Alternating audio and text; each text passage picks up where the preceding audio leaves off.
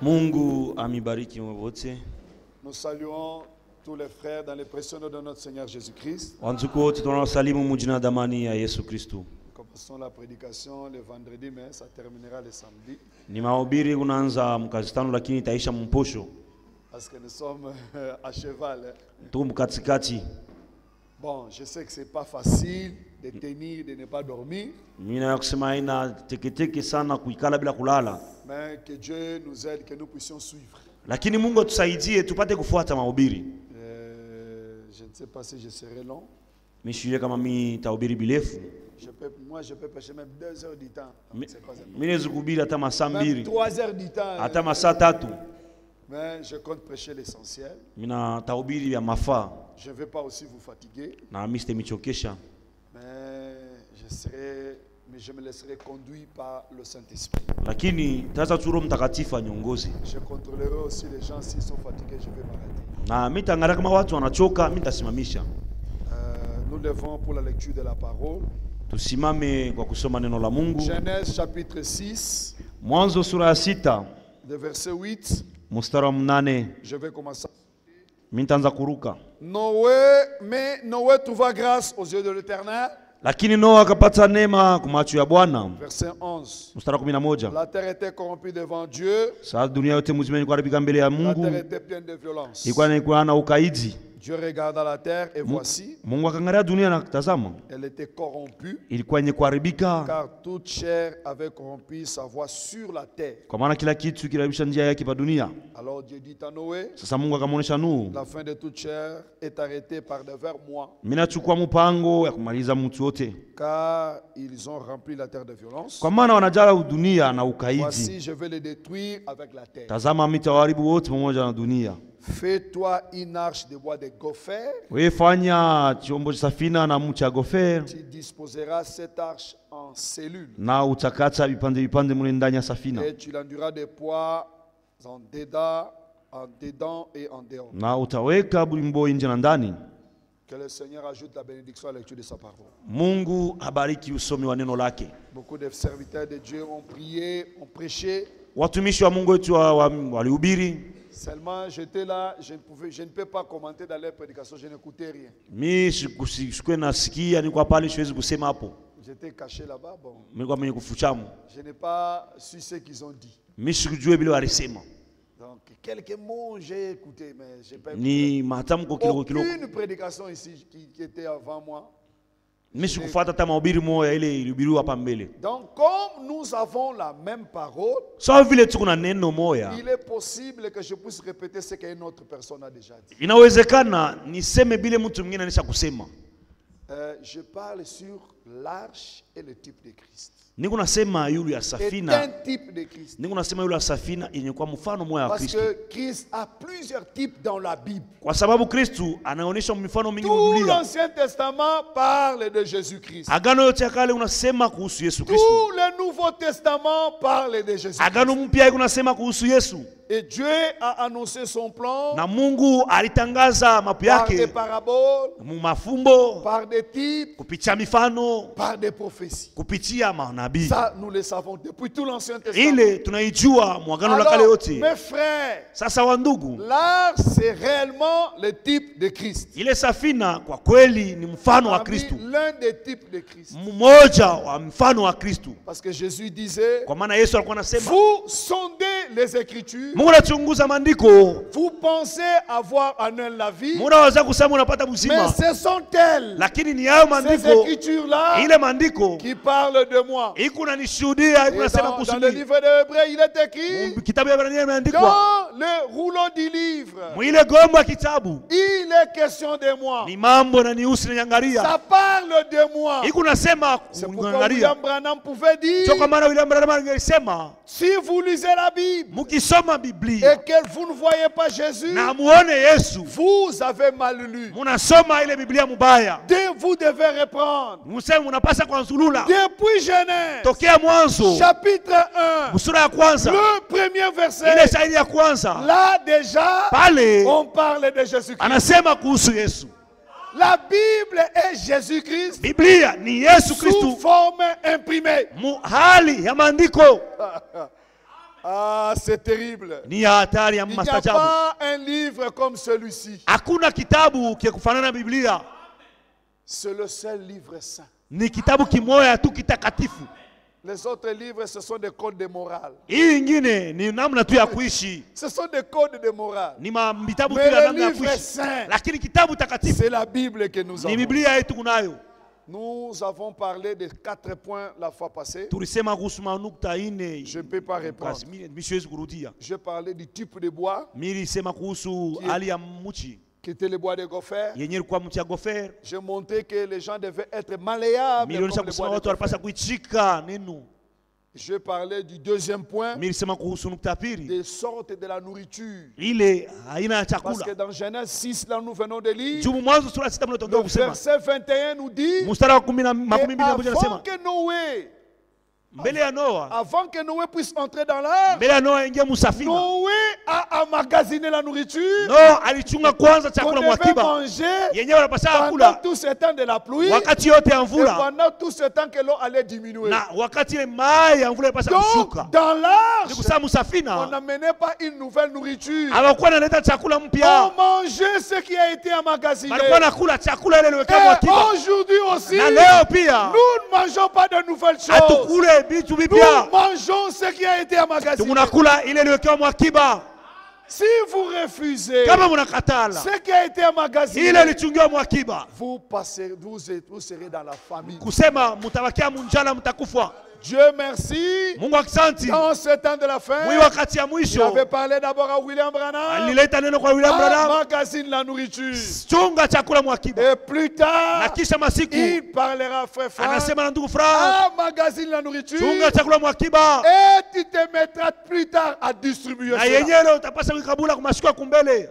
Nous ne sommes pas dans la famille Je hatuna kamunjala parce que nous avons la nourriture à magazine. juu tuna chakula iliwekewa Nous avons mwakiba. déjà, on a parlé de ça. Tunaisha kusema yule Je ne ile. peux plus reprendre. Mimi siwezi kurudilia. Le troisième point, Nukta ya tatu, je parlais que dans l'arche, mimi nilisema kusema musafina on donne le cœur banapeleka kama moyo, et non la tête. hapana kichwa.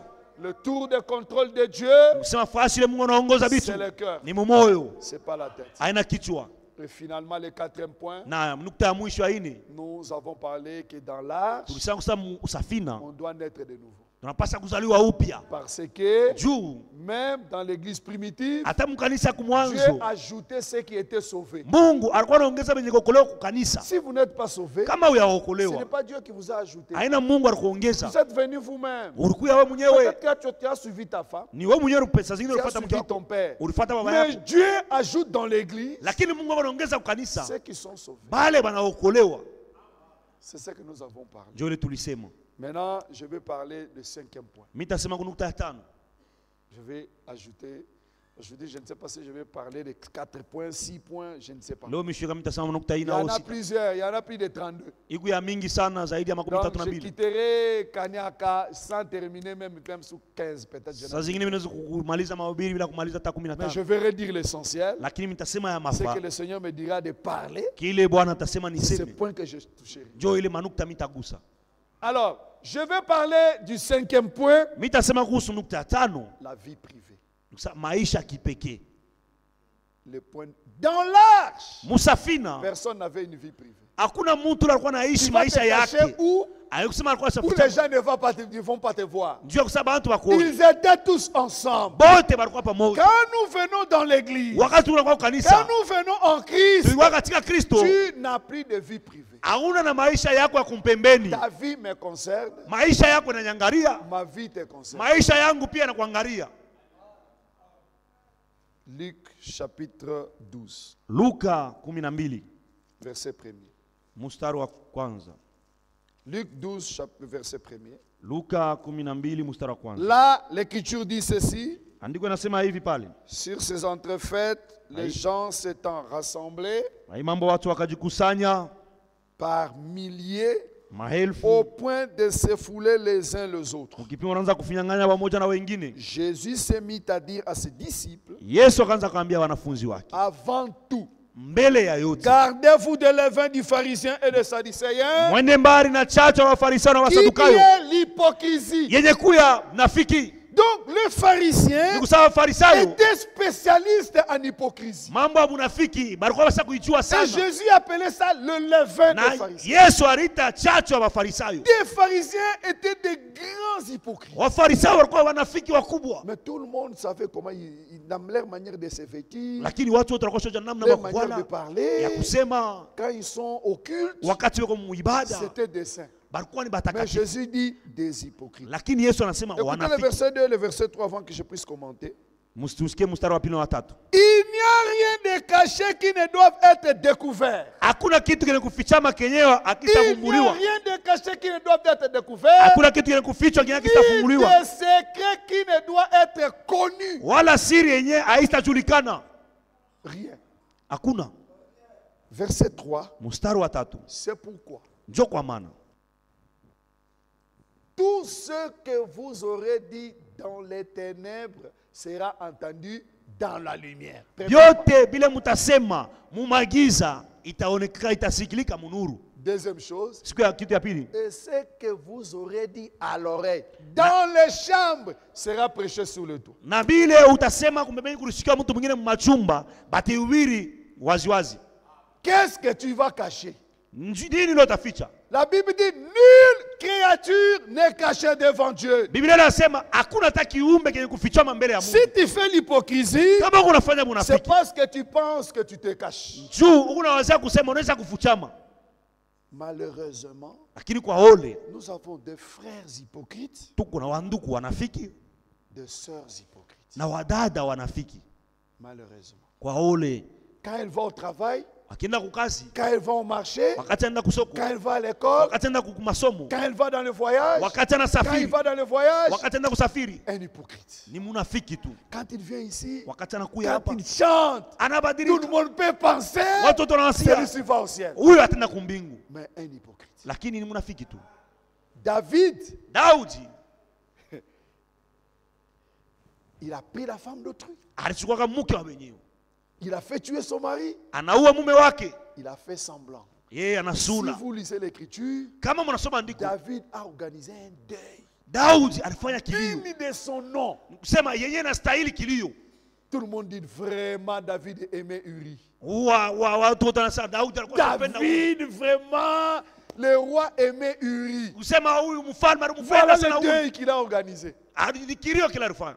Lui-même dans son cœur, Yeye mwenyewe moyo wake il savait ce qu'il faisait. alijua kila Et anachofanya. Dieu ne pouvait pas laisser David comme ça. Na Mungu ashipasha kumwacha Daudi vile. Il a envoyé le prophète Nathan. Alituma nabii Nathan. Quand le prophète est arrivé, Wakati nabii alifika, il a raconté une histoire. anaanza na habari Il moja. dit quoi ça? Daudi anasema Cette nini? histoire est arrivée chez nous ici. Hii mambo yanafika mkini yetu. Chez moi ici. Humu mwangu. Là où je suis Mula beni chef. mula niko mfalme. Roi. Il dit Mfalme. oui, c'est ici. Ndiyo ni humu. Cet homme mérite une amour. Asema ule mtu anafanya vile anastahili kufa. Un véritable homme de Dieu, Mtumishi wa kweli wa Mungu. il n'a pas peur de titre. Yeye ashongopake macheo. Si vous êtes directeur dans l'école, Kama uko directeur kwa masomo, directeur dans les services, directeur mu entreprise. ici, Hapa nous n'avons pas de directeur. hakuna mtu akusema yeye ni Nous mwongozaji wa sommes, kampuni. nous sommes tous frères. She bote tuko wa ndugu.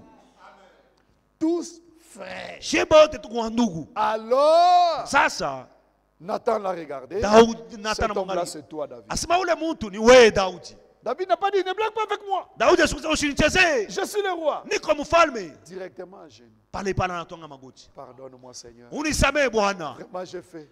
Mimi C'est pourquoi sio kwa maana Dieu a dit, Mungu alisema David, Daudi c'est un homme selon mon cœur. ni mtu kufuatana na moyo wa Mungu. Un enfant de Dieu, Mtoto wa Mungu. quand on le découvre, Wakati wanamvumbula mumambo, il ne garde plus le péché. Yesu tungake zambi. On t'a découvert. Bana kupata Tu muzambi. veux encore nier, Unapenda kukatala. ajouter un péché dans un autre péché. Kuongeza zambi ili wa zambi nyingine. C'est quoi ça? Ni nini ile? La femme samaritaine, Ule mwanamke Msamaria. quand Jésus l'a eu, Wakati Yesu alipatana elle naye, faisait ses histoires. alikuwa anafanya vitu vyake. Mais quand Jésus a dit, Wakati Yesu tu en alisema, as eu 5, ulipata mabwana watano. même le 6e Na huyu wa sita n'est pas ton mari. ana mume wako. Jésus-Christ était le 7e, Yesu alikuwa wa saba. la perfection. Ukamilifu. Le 7e mari. Ule mwana wa saba. Quand Jésus a dit ça, Wakati Yesu alisema vile, l'hypocrisie de cette femme ule unafiki wa ule mwanamke était terminée ce jour-là. ilimalizikaka ile siku. William Branham disait, William Branham alikuwa anasema, je n'ai jamais vu un homme mimi siaonaka mtu passer auprès de la croix kupita karibu na et msalaba rester la même. na nabakia mpaka ule moya Mais moya. aujourd'hui, Lakini leo les gens disent qu'ils sont passés auprès de la croix. watu wanasema wanapita Ils msalaba, demeurent des hypocrites. lakini wanabakia tu wanafiki. On les a présentés ici. Wanawaonesha hapa Ce sont des fiancés. ni wachumba D'accord. mzuri, Il couche son fiancé yeye anatembea en na secret. Ils viennent à anatembea l'église. na mchumba wake msiri, lakini anakuwa kwa kanisa. C'est comme s'ils n'ont rien fait. Sawa vile asikufanya kitu. Les fiancés même pour gravidage. Donc quoi ça comment on appelle ça? Enceinte. na mchumba anapatia Enceinte. mchumba wake mimba, Enceinte. anapata mimba, Qu'est-ce qu'on va faire? tutafanya nini? Moi je dois faire le mariage. Hein. Mimi napaswa kufanya ndoa, Moi aussi j'aime le mariage. na mimi napenda ndoa. On va enlever, on va faire quoi? Kutosha mimba, Ils enlèvent. banatosha mimba. Vous avez commis des péchés. Mulifanya sana, Vous ajoutez encore le meurtre. munaongeza na buwaji. Tu es un meurtrier. Wewe uko muuaji, Tu es une meurtrière. uko muuaji mwanamke. Elle vient à l'église. Anakuwa kwa kanisa, Le bureau du berger est ouvert. ile ofisi ya mchungaji Allez kwanza. même parler. Rien. Wewe ndio mkasema On hapana, les demande comment. Vous n'avez rien à confesser. hamuna kitu ya kufanya Rien kia à kusema. confesser. Hapana, hakuna kitu. On bénit. Banabariki Ça, ndoa, ce n'est pas une bénédiction. ila na baraka. Parce qu'il y a l'hypocrisie là-dedans. Chubuku munafiki ndani, Ça, c'est la malédiction. ile ni laana. Frère, Ndugu, attention. mkebe yange, Faites l'hypocrisie. mfanye unafiki. Rien de caché Hakuna kitu cha kufichama, ne sera découvert. itavumbuliwa. Même ce que vous avez fait dans l'obscurité. Atele mulifanya mumagiza. Il y a des frères. Kuku wa ndugu, Ils ont dit, bon, je ne vais pas aller chez les sœurs, sasa mimi sitaenda kwa dada, chez les païens. mimi naenda kwa pagano. Il fait, il rentre. Anaenda na La sœur aussi, pagano. je ne vais pas aller chez les frères. Dada anasema mimi Chez sitaenda, les païens, papa, mimi naenda kwa pagano. elle rentre. Kisha anarudia. Tout ce que vous faites, Vyote leo unafanya. vous êtes un hypocrite. Mkutu unafiki. Banafiki.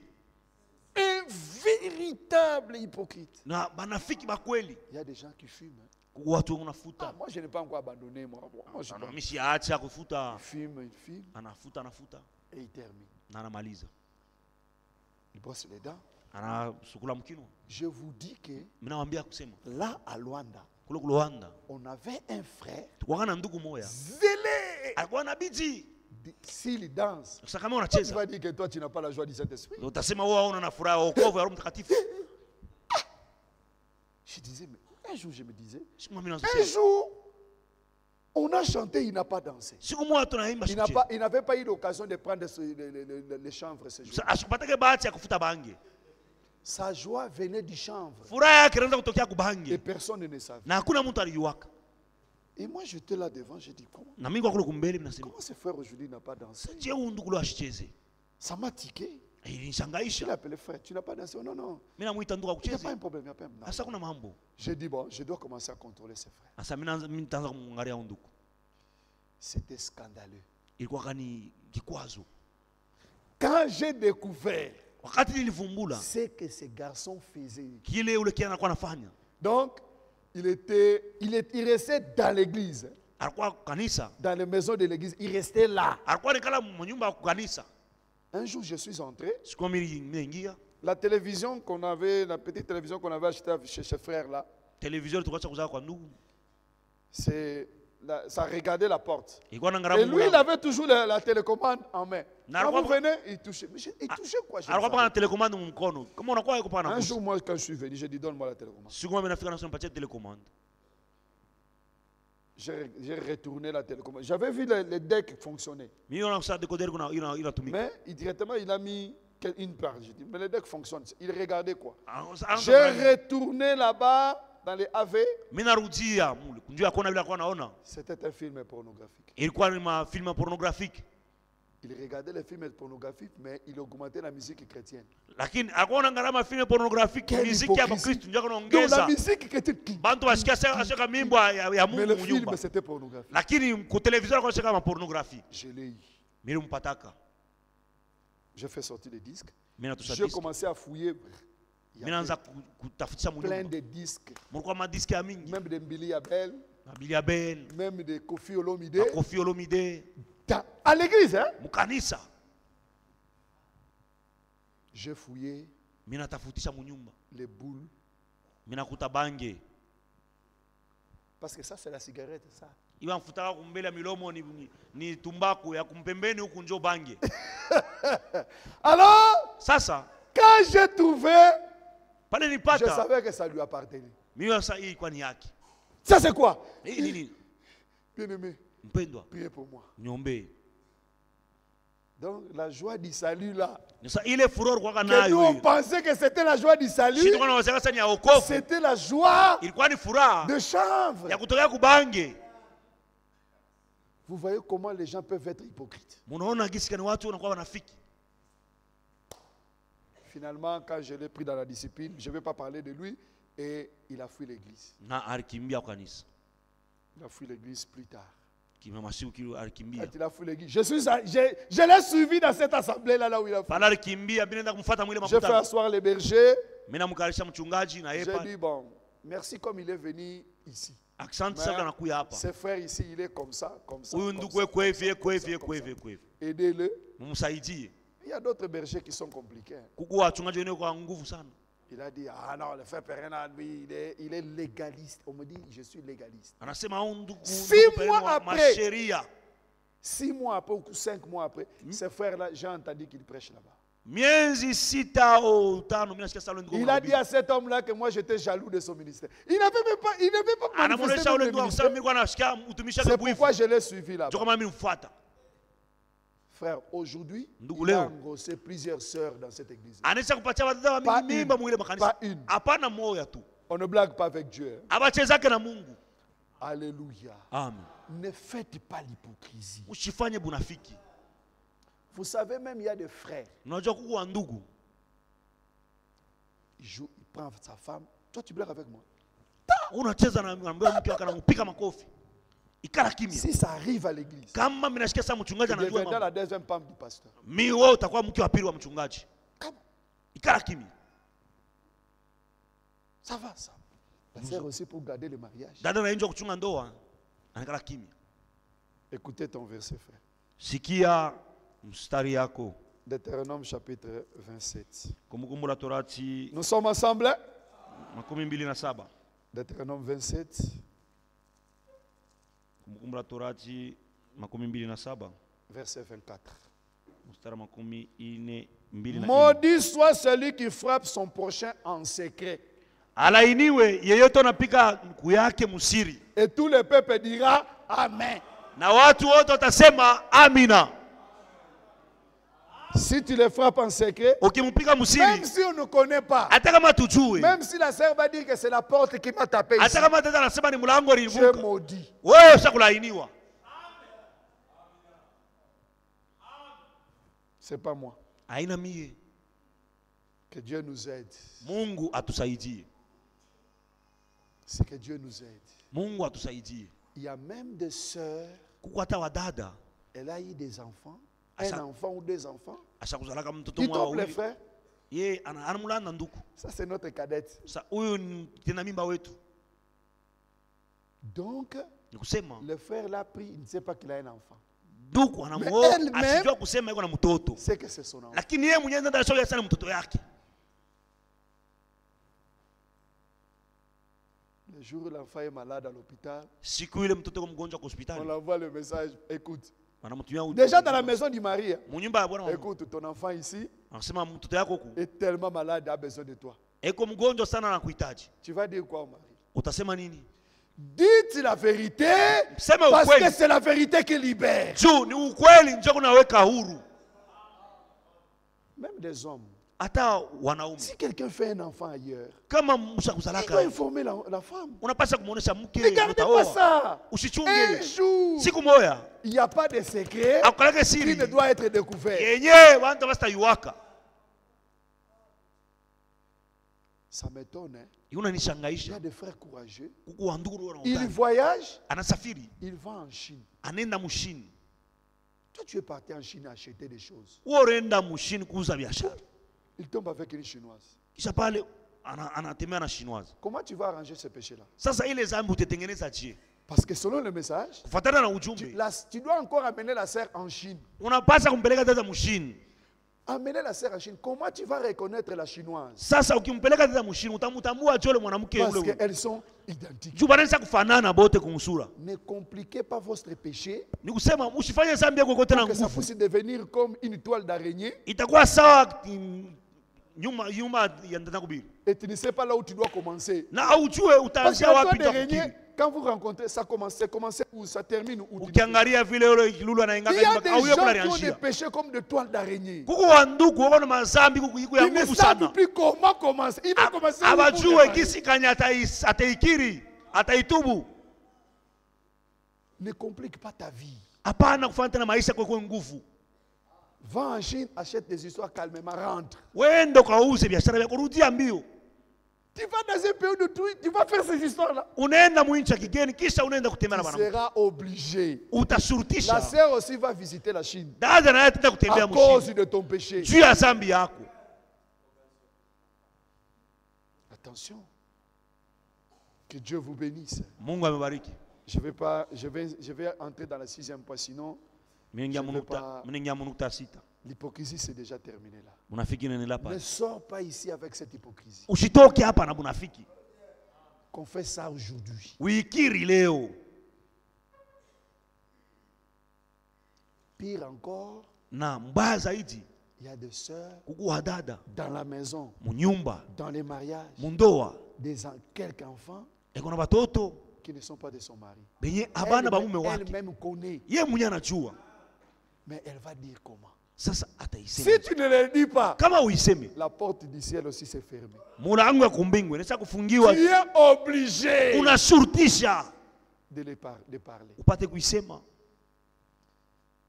6e point, Nukta sita. la jalousie. Bwivu. La jalousie. Bwivu. Je vais lire 2 Timothée. Tasoma wa Timotheo wa pili. 2 Timothée chapitre 2, oui. 2 Timothée chapitre 3 plutôt. Wa Timotheo wa pili sura 3. 2 Timothée chapitre 3. Si le frère est là, je peux lire le verset 2. 2 Timothée 3, 2. S'il a vu déjà, ça va. Wa Ok, Timotheo. écoutez. Msikie. Si nous commençons au premier verset, on a dit que sache que dans les derniers jours, voilà, il y aura des temps difficiles. Njoo kusema masiku ya mwisho kutakuwa wakati ya nguvu. Car les hommes seront. Kwa maana watu watakuwaka. Ça, c'était dans le futur avec Paul. Ile ilikuwa ni masiku njoo Paulo alikuwa anasemaka. Maintenant, nous sommes dans ce temps-là. Sasa tuko mwile Donc, wakati. les hommes sont. Ni kusema watu weko. Ils ne seront plus. Hawasta kuyaka. Ils seront égoïstes. Watu watakuwaka watu wa kujipendelea. Si j'aurai le temps, Kama uko na wakati. dimanche, chaque mot ici pour moi c'est une prédication. Kila tamko hapa ni mahubiri kwangu. Égoïste, ami de l'argent. Wakupenda fedha. Chaque mot c'est une prédication. Kila tamko hapa. Mais Lakini je vais prendre les mots ici tasitawewe ile tamko. et qui peut nous aider Neno tusaidia. dans Deutéronome. Mkumbuko. Les mots que je voulais prendre, ça risque de nous basculer dans le 7e point. Non, je saute. Gardez ça. Mchunge ile. C'est dans Galates 5. Wa C'est Galati. Galates 5 où on cite les œuvres de la chair. Ni Mwagalatia sura ya 5 mle wanataya matendo ya mwili. On a cité la jalousie. Njoo mle wanataya wivu. Frère, Ndugu, quand vous êtes jaloux, kama kuna wivu, sachez que c'est l'œuvre de la chair. ujua kusema ile ni mtendo ya Le mwili. premier jaloux du monde, Na mtu wa kwanza alikuwa na wivu, c'était Caïn. alikuwa ni Kaina. Quand Abel Wakati Abeli a offert son sacrifice, alifanya sadaka c'était yake, accepté. Mungu anaikubali. Il fallait demander à l'autre. Ilipasa kumuuliza, Comment il a fait? ulifanya Il n'a je? pas demandé. Ashikuulize. La jalousie Wivu engendre la haine. ikunatoa chuki. Si vous êtes jaloux, Kama kuna wivu, vous allez avoir la haine. utakuwa na chuki. Et la haine Na chuki a engendré homicide ou c'est quoi? Le meurtre. Le meurtre. A engendré le meurtre. na ile chuki ilitoa harufu. Donc c'est ça le problème. Njoo ile mambo. Mes frères, Wandugu, ce n'est pas un problème, un petit problème. haina mambo kidogo. Mais malheureusement, Lakini kwa ole, nous avons des frères jaloux. tuko na wandugu wako na wivu Nous avons des sœurs na jaloux. wadada wako na wivu. Un jaloux, il est comment? Mtu wa wivu yuko je? Tout ce que toi tu fais, lui, il n'aime pas. Vyote vile wewe unafanya ashivipendaki. Même si tu marches seulement. Hata tu kunatembea, Regarde, angalia, il ne sait même pas marcher. ashijua hata kutembea. Ah, est-ce que La marche a un étalon de mesure. Donc ça kuna kupima mtu kama Et anatema ça, mzuri au hapana. c'est la bonne marche. Donc, si quelqu'un est jaloux de vous, Sasa kama mtu sasa yuko na même bwifu, seulement, toi tu marches seulement. wewe kunatembea. Regarde comment il marche. Yeye anakushangaa vile anatembea. Ashije kutembea. Même si quand tu parles, Hata kama kunasema, il ne sait pas parler. ashije kusema. Même si tu ris, Hata unacheka, il ne sait pas rire. ashije hata kucheka. Pas rire. Ashije Oh, kucheka. est-ce que rire, il y a un talon de mesure? Sasa De rire. ukipima huyo unacheka mzuri au Chacun peut hapana. rire comme il veut. Kila mtu anacheka vile Mais anataka. comme toi, tu n'aimes pas cet homme-là, Sawa vile wa upendo ule. je vais vous poser la question. Mimi nitakuuliza. Qu'est-ce que Abel avait fait de mauvais pour que Caïn puisse l'haïr? Nikisema Abel alifanya nini kia mubaya njoo Kaini inapata kumchukia? Rien. Hakuna kitu. Un jaloux, Mtu amekuwa na bwivu, il va vous haïr même atakuchukia. si vous n'avez rien fait. Hata kama ufanye kitu kibaya, Toi, tu n'as rien fait. au ufanye kitu Mais kibaya. lui, Yeye ta présence, il ne veut pas ça. wepo tu wako kuya tu vile anakuwa nashipende. Même si tu as un fiancé. Hata kama una mchumba. Ça, c'est quel fiancé qu'il a eu? Huyu ni mchumba kani? Ça, c'est quel fiancé? Ni mchumba kani huyu? Ce fiancé-là, c'est qui? Ni nani Il ne huyu? s'est même pas vêtu. Ashia hata kuvala. Mais toi, tout ce que cette sœur-là fait, Wewe vyote vile tu tena tu unafanya. n'aimes pas seulement. Haupende tu. Il y a quelque chose qui ne va pas. Kwa kitu akiendeke. Tout ce que le frère va faire. Je vais vous dire une chose. Tawaambia kitu Si kimoja. vous voulez que Dieu puisse vous bénir, Kama unapenda Mungu ambariki, soyez dans la joie quand il bénit une autre personne. mufurahi wakati anabariki ndugu au dada. Votre tour viendra. Na saa yako itafika. Nous avons des faces différentes. Tuko na mauso ya kuachana. Chacun a son jour Kila siku, kila mtu ana siku yake de bénédiction. ya baraka. Pour que Dieu puisse vous bénir, Juu Mungu akubariki. quand l'autre est béni, Wakati mwingine sois dans anabarikiwa, la joie. wewe furahi mbele. Mais les hypocrites, qu'est-ce qu'ils font? Lakini wanafikia wanafanyaje? Ah, on te présente mais là-bas à l'église, tu as Wanakuonyesha une fiancée. mkanisa. Ah, que Una Dieu te mchumba. bénisse. Oh, Mungu akubariki. Mais dans le cœur, Lakini mumoyo, ça, c'est quelque chose.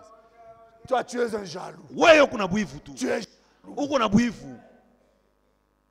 Qu'est-ce que tu dis dans le cœur? Unasema nini mumoyo? La bouche dit que Dieu te bénisse, Kukinwa mais ni Mungu le akubariki. cœur dit autre chose. Lakini mumoyo ni vitu C'est vingine. ça l'hypocrisie. Job unafiki. C'est ça la jalousie. Job wivu.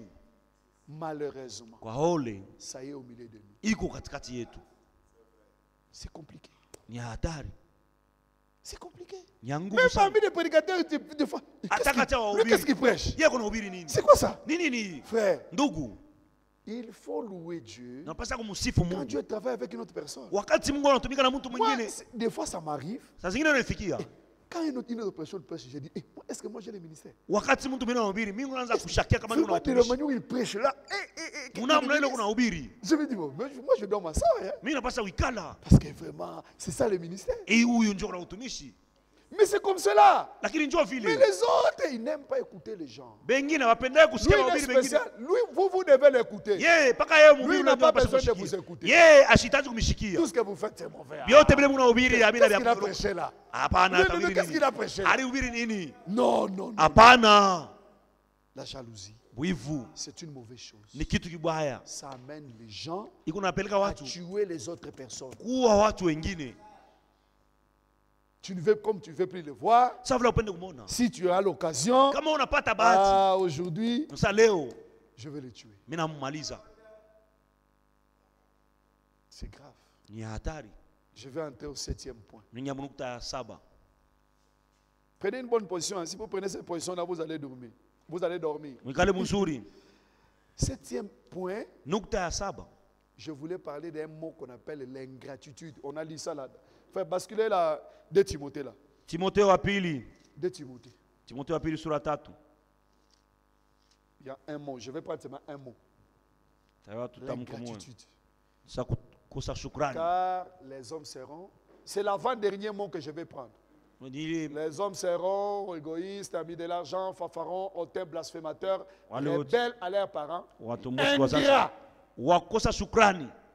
Je vais prendre d'abord ingrat. Je Je n'ai pas dit que les autres ne sont pas nécessaires. J'ai dit que chaque mot c'est une prédication. Lakini kila tamko ni mahubiri. Mais j'ai choisi ingrat. Lakini mimi chakula mpaka ile kukosa shukrani. Qu'est-ce que l'ingratitude? Kosa shukrani ni nini? Mais un ingrat, c'est celui qui ne sait pas dire merci. Ne sait pas remercier quand on lui a fait de bonnes choses. Quand on lui a rendu service, il ne sait pas remercier.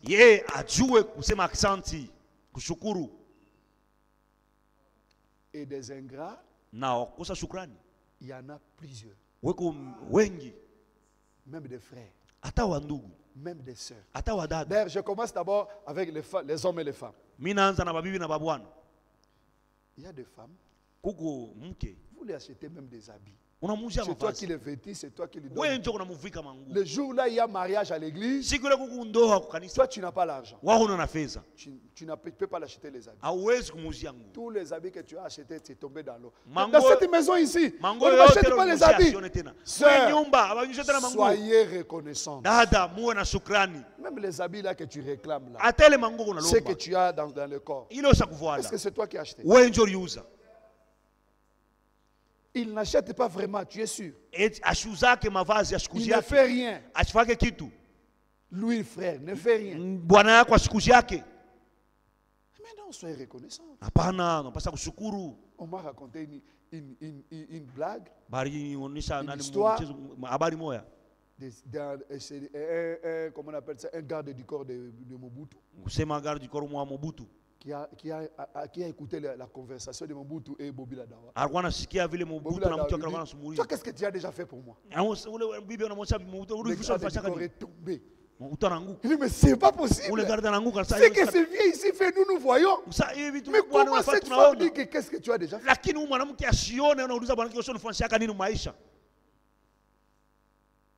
Regardez les niveaux. Et les hommes aussi sont comme ça. Quand ils sont dans la maison, ils mangent, ils s'étaient. Demain ils mangent, demain ils mangent. Les jours où la femme va préparer une mauvaise chose, qui ne goûte pas, c'est le jour où il va battre les mains dans la table. Dans cette maison ici, on ne sait pas préparer. Qu'est-ce que vous avez préparé ici? Mais le jour où tu avais mangé une bonne sauce, pourquoi tu n'avais pas dit merci? Pourquoi tu n'avais pas parlé? Que chérie, tu as bien fait. Soyez reconnaissant. Et la gratitude. Toi, tu parles seulement quand c'est mauvais. Quand c'est bien, tu t'étais. C'est l'ingratitude.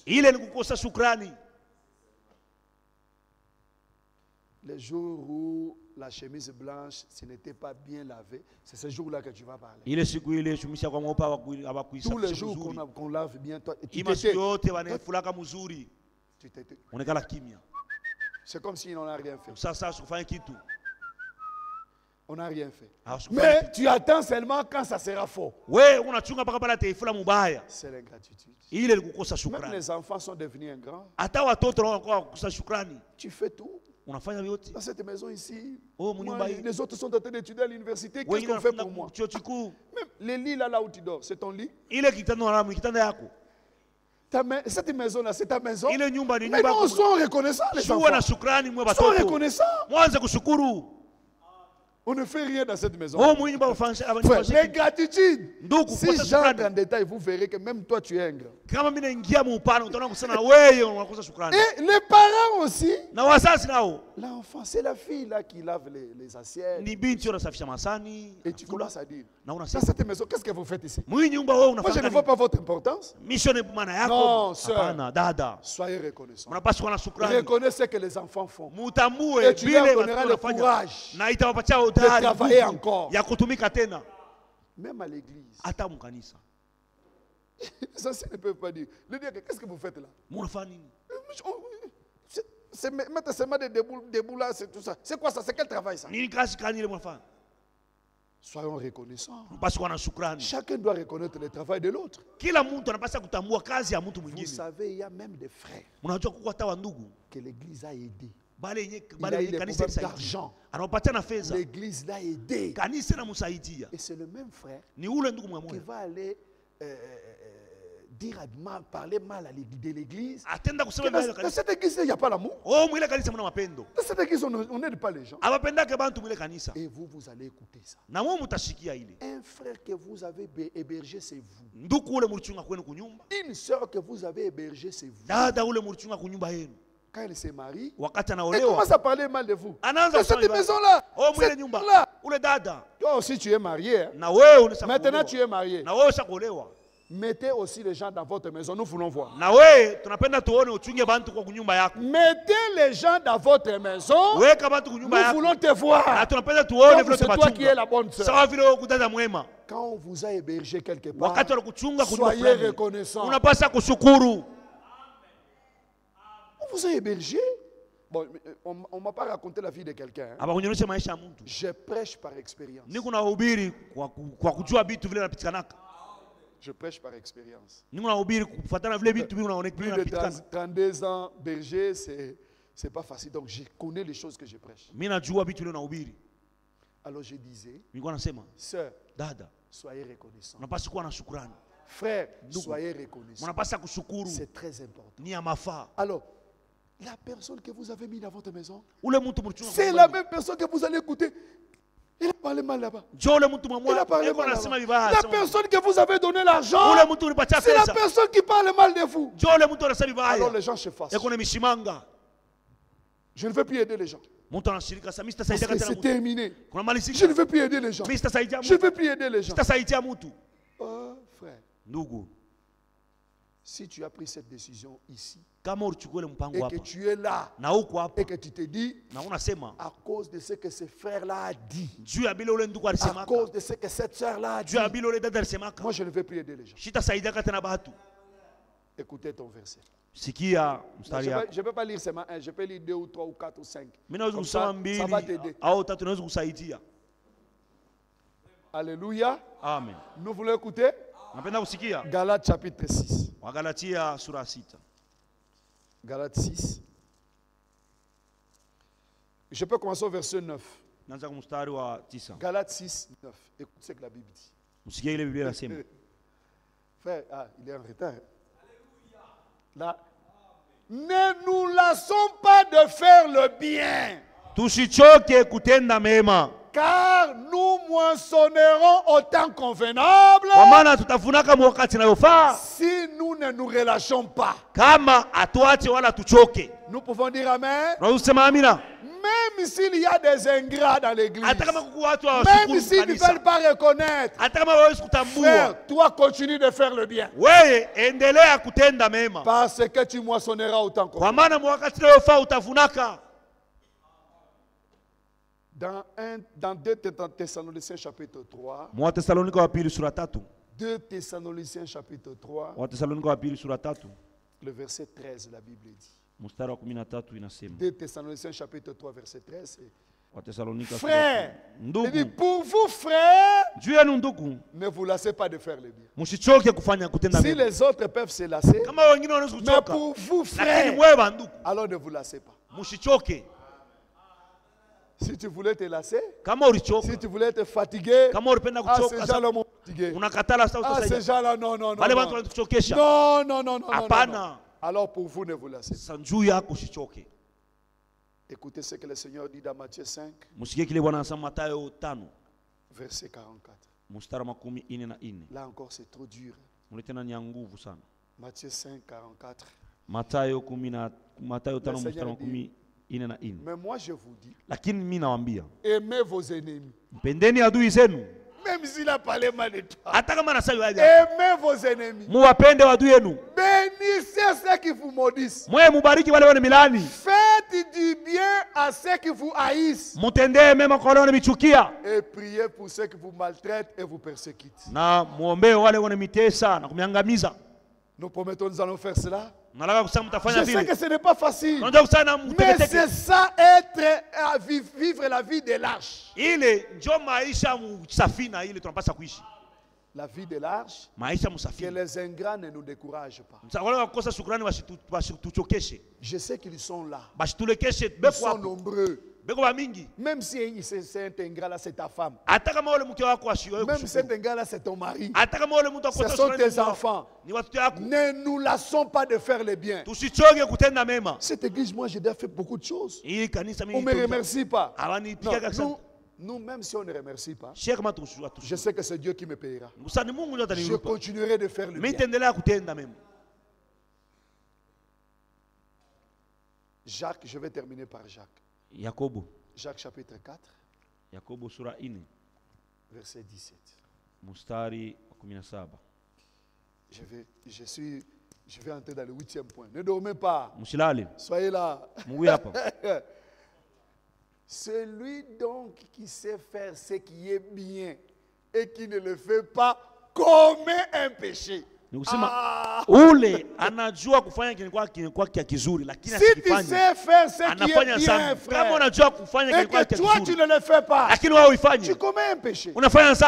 Faites le bien seulement. Notre Dieu nous payera. Il est fidèle. Il va nous payer. Sœur, si je vois que vous vous fatiguez comme ça, je vais m'arrêter au 8 ici. Je ne vais plus aller ni 9 ni 10, je vais m'arrêter au 8. 8, dans l'arche, nous ne sommes pas emportés. Emportés, c'est-à-dire comme en colère. Bon, allons, rentrons dans Timothée, là où j'avais dit chaque mot, c'est une prédication. Je vais prendre encore un mot. 2 Timothée 3. 2 Timothée 3. Allez au verset, verset 200. Je vais au verset 4. Bon. La Bible dit, les hommes seront traîtres. Les traîtres là. J'ai une prédication sur les traîtres. Mais je vais prendre seulement emporter. Emporter.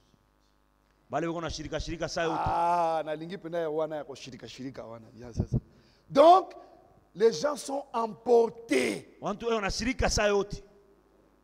Parce que les gens peuvent aussi être emportés dans la fausse doctrine. Mais je parle d'emporter, de se mettre en colère. Alors, frère, les gens sont devenus emportés. Ce sont des démons du temps de la fin. Frère, je vais te dire une chose. Je vais parler des choses sérieuses. Sœur, réveillez-vous. Vous savez quoi? Nous sommes dans l'église. Tu peux avoir un bon mari. Il n'aime pas faire quelque chose sans dire à sa femme. Mais dès que l'homme vient, chérie, assis-toi. Il y a un frère qui m'a demandé l'argent. Alors, je voulais que... Elle s'emporte. L'homme reste. Il n'a même pas terminé sa pensée. La femme emportée. La causerie se termine. La chose n'est pas résolue. Il vient encore avec nous.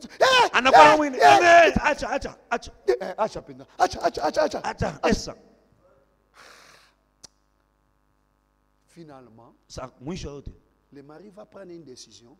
Je vais commencer à agir sans parler à cette femme. Et ton mari deviendra même hypocrite. Il va commencer à donner les gens de l'argent ou à faire des choses sans te dire. Parce que toi, tu es toujours emporté. Et cette chose arrive aussi aux femmes. Une femme bien, s'il veut parler, c'est... Ne parle pas.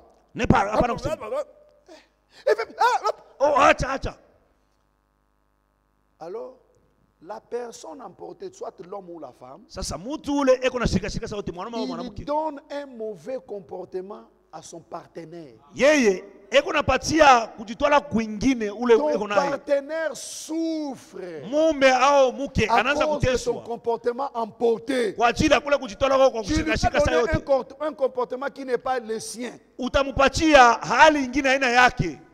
Lui, il aime parler. Yeye anapenda Lui, il aime kusema, être à l'aise. anapendaka kuwa Mais à sawa. cause de ta manière d'être, Sawa vile wewe kuna namna mbaya il ne kuwa. sait plus parler. Yeye ashitasema tena. Si tu es sincère, Kama kwa haki, quand vous rentrez à la maison, wakati unarudi kunyumba, tu peux demander à ta femme. unaweza Tu kumuomba peux mke. demander à ton mari. Unamuuliza mume wako au mke Chérie, wako. pardonnez-moi. Mume au mke unisamee. Est-ce que dans ma manière d'être, Munamna yangu ya kuwa. je n'ai pas changé ton comportement? Mimi sibadilishe namna yako ya kujitwala. Et sois aussi prêt de recevoir ça. Hein. Na wewe uwe tayari Parce que quand il va te dire oui, oui, dans ta manière d'être, tu vas se dire, wakati ah, tu ndio t'apportes ndio. encore. Oh pale tena unashirika. Tu n'as rien fait. Haufanyi kitu. Avant de poser cette question, sois sûr que tu es capable de recevoir les reproches. Mbele ya kuuliza uwe na hakika usema ile makemeo watakufanya Attends utaipokelea. le temps de Dieu. Sinon, ce qu'elle va te dire, Kama ina ça vile va vile encore takuonesha, t'emporter. bitakushirikisha tena. C'est terrible. Hein? Ni hatari. Ce sont des choses sérieuses, je suis en train de dire. Ni bitu vya kweli bila Et mchezo. cette chose-là, Na hii kitu vous savez que nous nous sommes mariés pour aller au ciel. mnajua kusema tuliona njoo kwenda Et nous mbinguni. devons nous aider pour aller au ciel. Na tunapenda L'homme tunaweza doit kusaidiana aider kwenda. sa femme à aller au ciel. Bwana anaweza kusaidia La bibi kwenda femme doit mbinguni. aider son mari d'aller au Bibi ciel. anaweza kusaidia bwana kwenda Avec mbinguni. son comportement. Na ile tukijitoa kwake tabia Mais le yake. contraire c'est fait. Sasa kama haina vile, Quand elle s'emporte, kama anashirika, je vais vous dire une chose. mimi nitawaambia kitu kimoja. Je ne vais pas dire ça, je vais lire. Mimi nitaisoma. Ça sera bien. Itakuwa ya mzuri sana. Jacques chapitre 1. Yakobo sura ya kwanza. Je commence là. Mimi naanzia Parce que pale. beaucoup de gens aiment s'emporter. Watu wengi wanapenda kushirika Tu sana. as dérangé déjà ton mariage sans le savoir. Unaisha kuvuruka ndoa Tu as yako. dérangé tes enfants sans le savoir. Unaharibisha watoto yako. Tu as dérangé ton mari sans le savoir. Unaharibisha bwana yako. Ta femme est devenue hypocrite à cause de toi. Mke wako anakuwa mnafiki juu yako. Verset 19. Mstari wa 19. 1, 19. Yakobo sura ya kwanza mstari wa Je 19. vais commencer là et puis bon, on va voir. Mimi nitaanzia pale tutaangalia. Mais on va lire 19 et 20. Tu es là? 19 et 20. Oh, je pouvais. Ok. Sachez-le, Mwijue mes frères bien-aimés, wandugu wapendwa, ainsi que tout homme soit prompt à écouter, mtu wote awe haraka au tayari kusikia, lent à parler lakini ashikuwa nasema mbio mbio et lent à se mettre en colère. na ashikuwa nasirika wepesi. Pourquoi? Juu ya nini? Car Kwa maana la colère de l'homme kasirani ya mwanadamu n'accomplit pas la justice de Dieu. haitimizake uwaki wa Mungu. Frère, je t'informe. Ndugu, nakupatia Chaque habari, fois que tu te fâches, kila mara unashirika tu n'accomplis pas la justice de Dieu. au utimize uwaki wa Mungu. Ta colère est inutile. Ni kusema ile kasirani yako ni ya bure, Parce que ça n'accomplit pas la justice de Dieu. juu haitimize Sœur, haki ya Mungu. ta Dada, colère est inutile. ile kasirani ya kushirika Ça kwako ni kwa n'accomplit bure, pas la justice de Dieu. haitimize uwaki wa Mungu. Nous pouvons dire amen à la parole. Tunaweza kusema mimi na kuneno Ta colère est inutile. Ah, ile je suis le kasirani chef. unashirika, mimi ndio C'est chef, ça? njoo ile. Tu crois que ta colère accomplit la justice de Dieu? Unaweza kusema ile kasirani yako inatimiza uwaki wa On blague Mungu. avec Dieu. Dieu a dit lent à se mettre en colère. Mungu anasema unapaswa Et toi, tu kushirika es wepesi. rapide à mettre en Sasa colère. wewe uko haraka kushirika.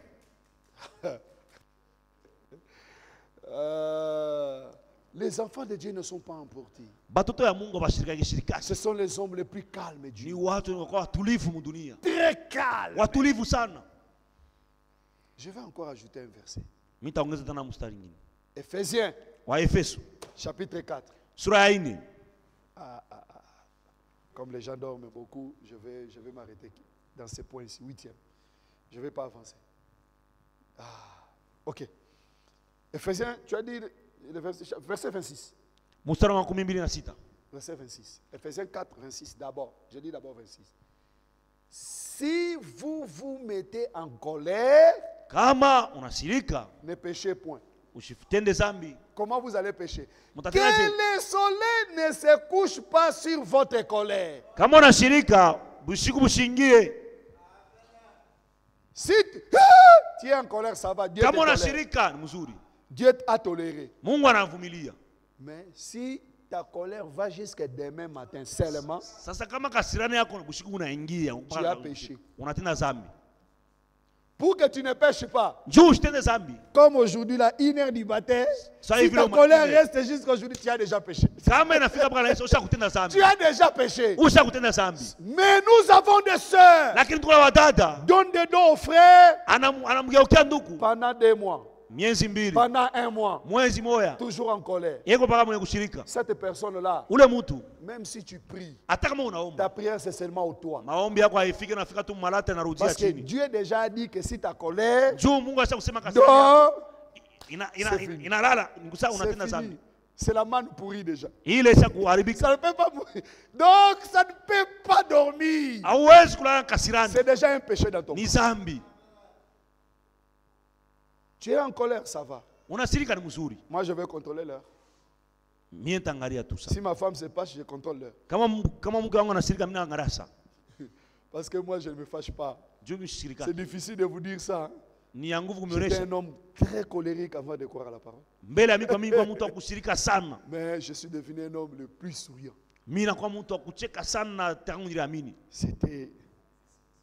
C'est donc, Dieu a fait ça. Mais ce n'est pas facile. Vaincre la colère. Je sais pourquoi j'insiste sur la colère. Parce qu'il y a, vous savez, il y a 2 frères qui ont tué leur fille à cause de la colère du foufou. Colère du foufou. Mais le foufou ici, oh papa j'ai mangé. Mon foufou à moi. Amené dans le mort. Je ne blague pas, moi je ne suis pas ici pour blaguer. Je vous dis des choses vraies. L'enfant est mort. Pourquoi? C'était un homme emporté. Un homme emporté. À cause du foufou, toi tu vas tuer l'enfant. Il y a des femmes, à cause de la jalousie, elles s'emportent. Elle tue l'homme. Quand elle va voir, l'homme est mort. Elle commence à me rappeler. Vice versa. L'homme aussi à cause de la jalousie. La femme meurt. Tu commences à pleurer pour moi. C'est un homme emporté. La colère va te faire des dégâts. La colère, ce n'est pas une bonne chose. Malheureusement, nous avons des gens qui n'aiment pas agir prudemment. À cause de la colère, tu peux te lever là-bas. Je suis pas encore ton ami. Tu parles. Quand tu rentres à la maison, j'avais mal parlé. Les gens colériques aussi, ils ne savent pas demander pardon. C'est rare. Il parle. Après, si c'est une femme, tu vas voir seulement, elle va commencer à faire des histoires. Elle prépare bien. Elle devient gentille. Chérie. Non, répands-toi d'abord. Répands-toi. Si tu étais en colère, si tu étais emporté, sœur, si tu es en colère, ne dors pas avec la colère. Frère, commence à contrôler ses malheurs. Si c'est déjà minuit, la colère de sœur doit terminer. Si tu veux faire quelque chose, tu fais. Ce n'est pas un problème. Parce que sa colère ne peut pas aller jusqu'à ce temps-là. Si elle continue, rappelle-la seulement le verset. Tu as péché. Parce que c'est déjà le matin. Tu pêches.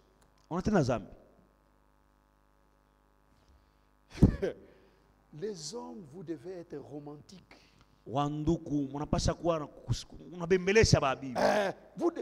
Un homme doit blaguer avec sa femme. Les gens me regardent, je lis le verset parce que je trouve que, comme je n'ai pas lu le verset, les gens trouvent que je vais lire le verset. Genèse, chapitre 26. Je voulais parler, mais j'ai trouvé une résistance. Alors, je lis le verset. Genèse chapitre 26, Mwanzo 26. verset 6. Bon, je peux commencer au verset 8 hein, pour gagner le temps. Genèse 26, 8.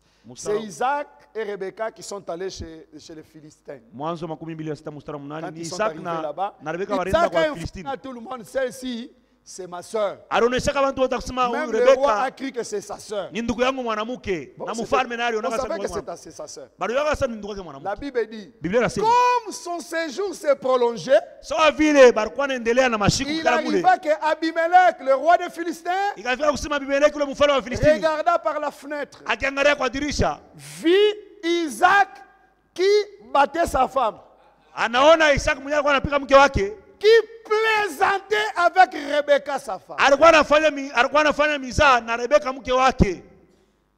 Frère, amen. Ndugu, amina. Toi qui es militaire, Wewe uko askari tu. même pou, pou, pou, pou. Binti yote ni nguvu nguvu.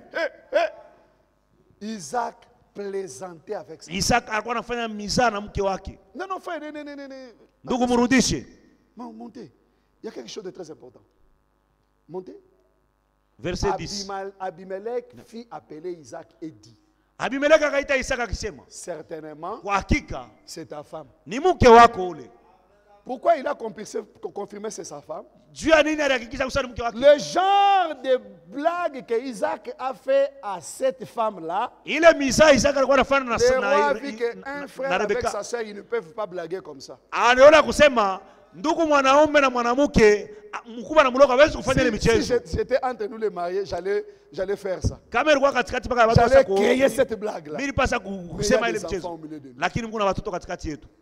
Comprenez que Mwelewa kusema Isaac a fait quelques blagues. Isaka Ce alifanya n'était mizaa. pas dans la chambre. Haikukuwa mchumba C'était en ndani. public. Ilikuwa mbele ya watu Et le wote. roi a vu. Na mfalme anaona. C'était pas dans la chambre. Haikuwa mchumba ndani. Vous blaguez seulement en chambre. Mwa mnafahamu mizaa kama mchumba ndani. Isaac, c'était en public. Lakini Isaka alikuwa ni mbele ya watu wote. Quand il a fait ces blagues-là, Wakati alifanya ile mizaa, le roi a dit non. mfalme anasema Ce hapana. monsieur nous a trompés. Huyu bwana alitulanda. Il a appelé Isaac. Anamuita Isaka. Moi, j'étais là parce que moi, je suppose que lui, il était dans les prédios, donc dans les Le balcon. élevé, hein. Dans le, c'est ce 3e étage ou 5e étage, il a vu. Mfalme anaangalia kwa kule yule anaona Isaka Ce kule monsieur chini. nous trompait. Asema huyu bwana alikuwa Parce anatulanda. qu'Isaac ne pouvait pas Sawa regarder. vile Isaka sikuwa anaona kule Il est yule. descendu. Isaac, Anashuka Isaka. j'ai vu les blagues que tu as faites. Mimi naona mizalo kunafanya huyu C'est ta mwanamke. femme. Ni mke wako. Isaac aussi comme un fils de Dieu. Isaka naye sama mwana wa Il Mungu. n'a pas nié. Il dit Asiukatale. oui, tu as raison. Ndio kuna sheria. C'est vraiment ma femme. Ni mke wako. Un enfant de Dieu, Mtoto wa Mungu. même s'il a menti, Hata kama son alilanda. mensonge ne demeure pas. Ile bongo wake mkala yake wabaki yake tu. Il va arranger ça.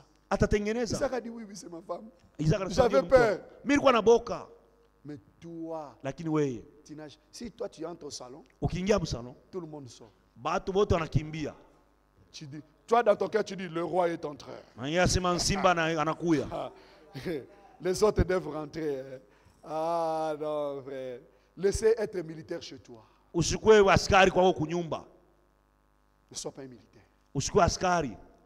Bon, je n'ai pas dit que les frères militaires vivent mal. Mishi sasa Ne bandugu me wa askari comprenez pas ça. wanasibaya. Militaire, c'est une expression. Ile kiaskari ni kusata usikue Peut-être qu'un nguvu frère nguvu. militaire est plus gentil avec sa femme que toi. Saa zingine kundugu mwa askari anafanya michezo na mizaa na mke wake kuliko wewe. Frère, Ndugu, ta femme, c'est ta compagne, fait des blagues. mke wako ni rafiki yako, unapaswa kufanya na mizaa. Unakuwa tu nguvu nguvu.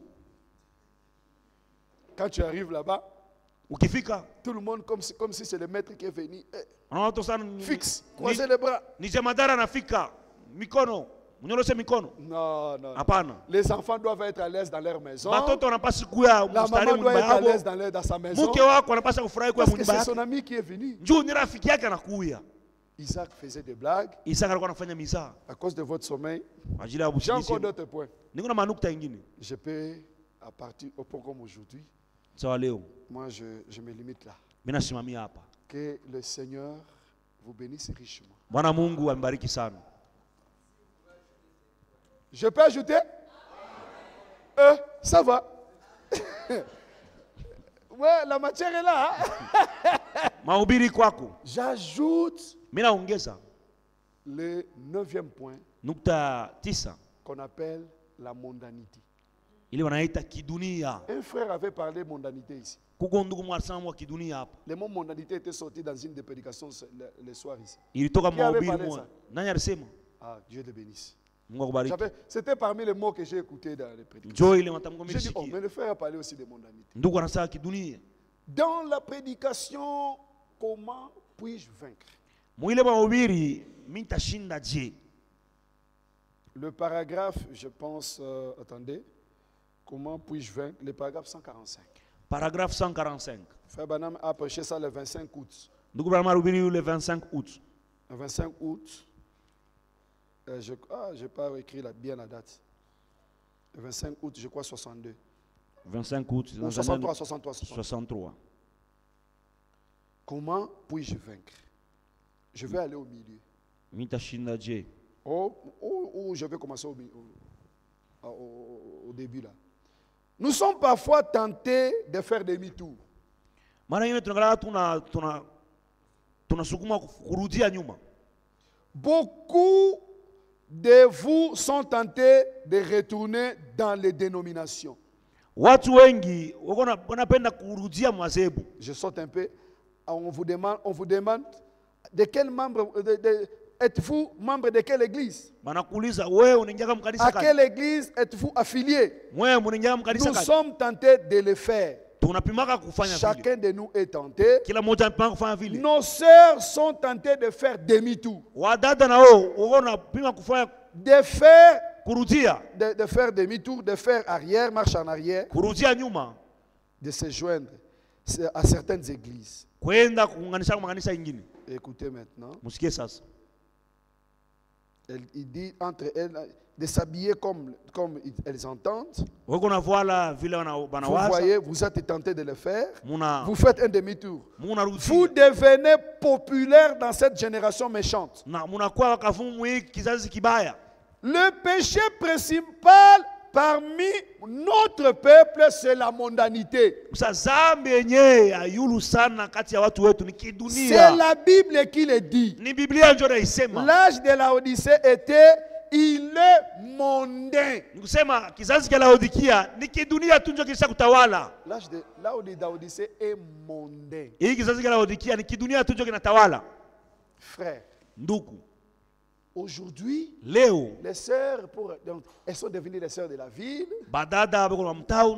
Leur jupe est devenue un peu courte. Pas de jupe là jusque là. Non. Elles ne veulent plus. Elles veulent les jupes un peu courtes. Non seulement courtes, mais avec fente. Comme ça, elle a déjà mis les ambis sur les pieds.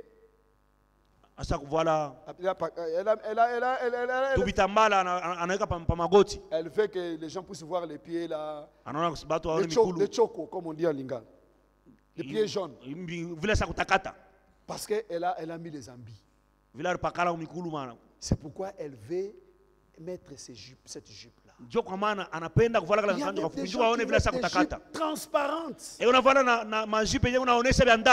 Frère, moi j'ai toujours dit, quand une fille se veut mal, elle a fait ça vraiment sciemment. Vous savez pourquoi?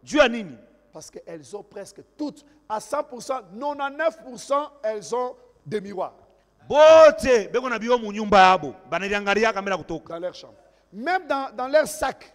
Elles ont des miroirs. Moi, je peux faire 3 mois, 4 mois, 5 mois, je ne regarde pas les miroirs. Je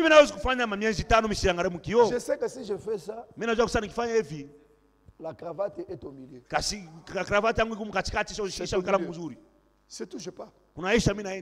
Mais la femme, moi je regarde mes filles. Moi je dis, qu'est-ce que tu regardes là-bas derrière? Elle regarde et puis elle regarde. Mais tu regardes quoi? Oh non, papa. Non, papa. Non. Parce que si quelqu'un est mal vêtu, une sœur, elle sait regarder dans le miroir. Et puis elle a dit, aujourd'hui, ils vont mourir.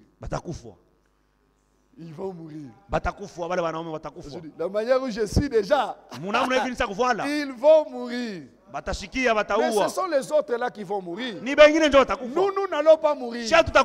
Quand nous voyons ça, un fils de Dieu détourne le visage. Ce sont les autres qui vont mourir. Ceux qui veulent voir ça, c'est entre vous. Et celui qui expose, et ceux qui veulent regarder, vous êtes de la même famille. Beaucoup de sœurs veulent devenir artificielles. Aujourd'hui, elles ne veulent plus les cheveux naturels. Comme elles sont parties dans une église où les sœurs ont des mèches, elles aussi veulent avoir des mèches. Sœur, le cheveu naturel vient de Dieu. Les cheveux artificiels viennent de Satan. Et la première personne à faire ça, c'est Jézabel. 2 Rois chapitre 9. On va lire avec les sœurs ensemble. C'est Jézabel qui était la première personne à mettre des perruques. La première.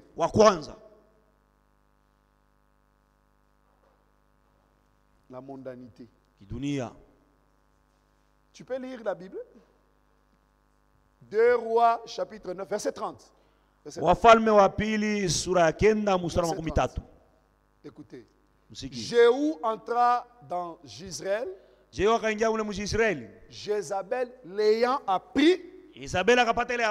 Premièrement, mit du phare à ses yeux. Première chose, elle a mis du phare à ses yeux. Deuxième chose, sépara la tête. Vous avez vu, vous connaissez bien le français, le verbe est pareil. Elle sépara la tête. C'est le même verbe que l'apôtre Paul a utilisé. C'est le même verbe que l'apôtre Pierre a utilisé. Je vais lire ça pour confirmer que les apôtres, non seulement les prophètes, même les apôtres ont parlé de la 1 Timothée. 1 Timothée 2, nous connaissons. Je vais chercher seulement les versets. Verset 9. Je veux aussi que les femmes vêtues d'une manière décente, avec pudeur et modestie,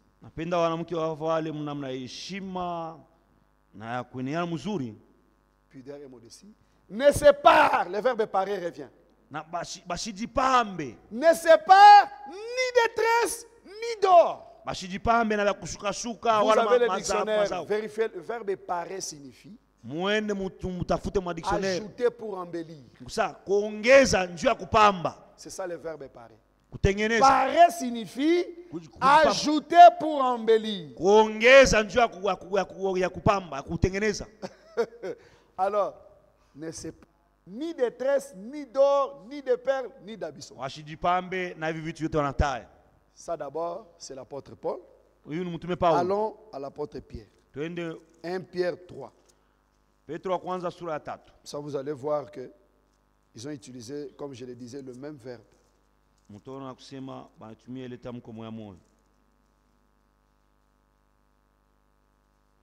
Verset 1 Pierre 3. 1 Pierre 3, 3. Tu peux dire, j'avais 1 Pierre 3, 3 directement. Ayez non cette parure extérieure qui consiste dans les cheveux tressés. Parure, c'est dérivé du verbe parer. C'est simple. L'apôtre dit, n'ayez pas cette parure-là.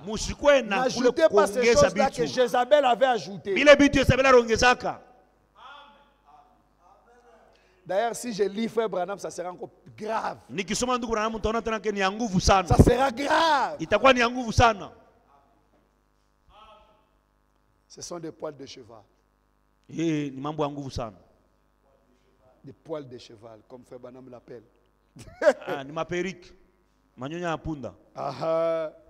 Le poids léger. Mes frères, sœurs, Ndugu, la beauté est la beauté naturelle.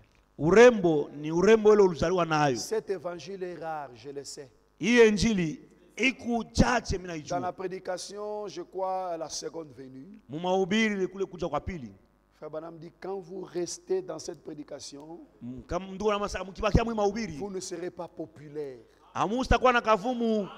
Moi aussi, je n'ai même pas besoin d'être populaire. Na mie sihitaji sana kuwa na Je vais kavumu. rester dans cela. Mimi napenda kubakia mwile. Je ne veux pas être populaire. Mimi sipende watu nikuwe mkavumu. Moi, je presse le message que j'avais entendu. Mie niko nahubiri C'est ujumbe. le message que je Ile continue à mirisiki prêcher. yaka njoo niko nahubiri leo. Si vous voulez évoluer, Kama napenda maendeleo, évoluez avec votre science. muendelee na elimu Notre Dieu yenu. n'a pas évolué. Mungu wetu Il est ashiendelee le yake. même. Yeye ni ule ule. Hier, aujourd'hui, Jana, pour leo toujours. hata milele. Laissez vos cheveux tranquilles. Mwache manuele yenu kimya.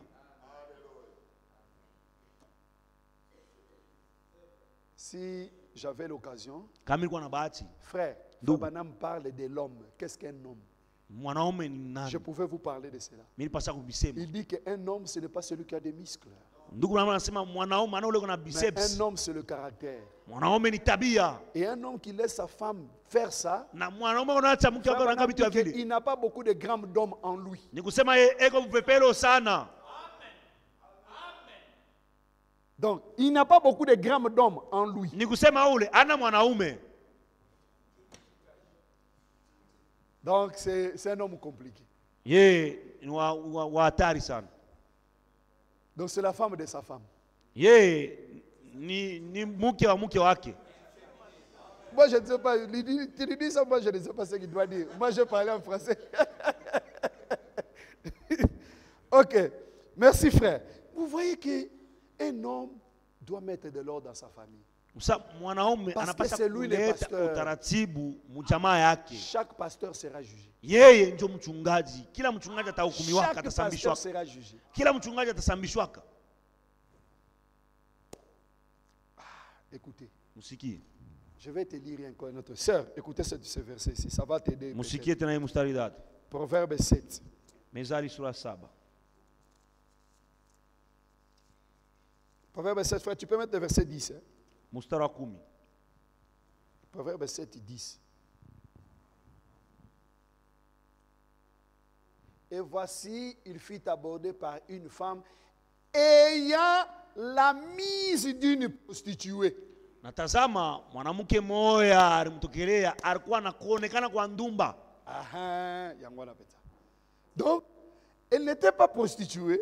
Ashikwake ndumba. Son apparence était une prostituée. Kusema hali yake ya kuya kuonekana Aujourd'hui, kwa nos ndumba. sœurs Leo ont wadada la mise de prostituée. beko na kuonekana kumacho sasa kwa bundumba.